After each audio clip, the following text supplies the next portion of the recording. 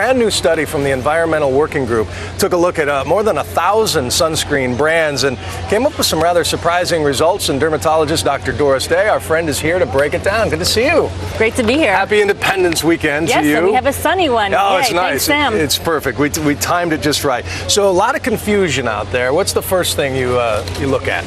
Make sure that you use a sunscreen that has both UVA and UVB protection, not just UVB. So look for an SPF of 15 to 30 or higher. Okay. And also look on the label to make sure it says UVA protection and broad spectrum or photostabilized. Those are the key things to look for. And those are interesting terms. So you need all of them for you to have the most protection. I would look for UVA and UVB protection and broad spectrum. Broad spectrum, okay. And what about SPF? I was under the impression that anything above 30 really doesn't exist. I mean, what is it? We got 75, 80 SPF? There is so much confusion around this. The SPF affects your UVB protection, the amount of time it takes to burn.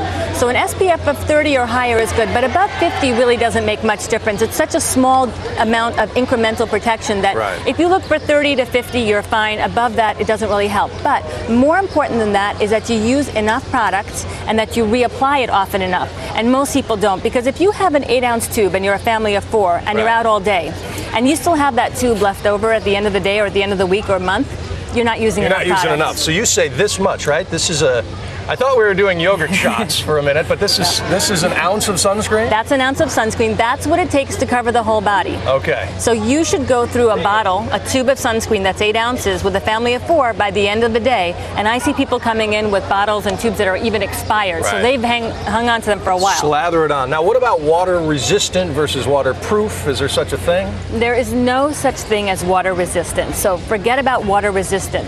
Waterproof. I take that back. Yeah. Waterproof. There is water resistant, but there's no such thing as waterproof.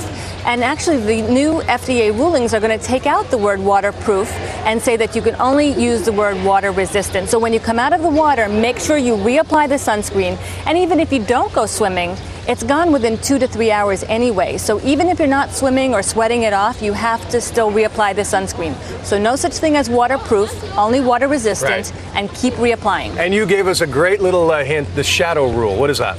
The shadow rule is a great fun little rule. You can even do it with your children. So the shorter your shadow, the more dangerous the UVB rays.